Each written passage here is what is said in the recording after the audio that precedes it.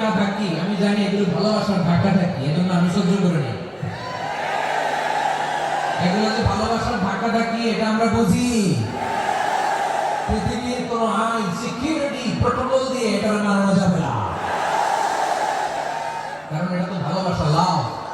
লাভ কোন আইন কানুন দিয়ে বাধা যায় না, মানানো যায় না।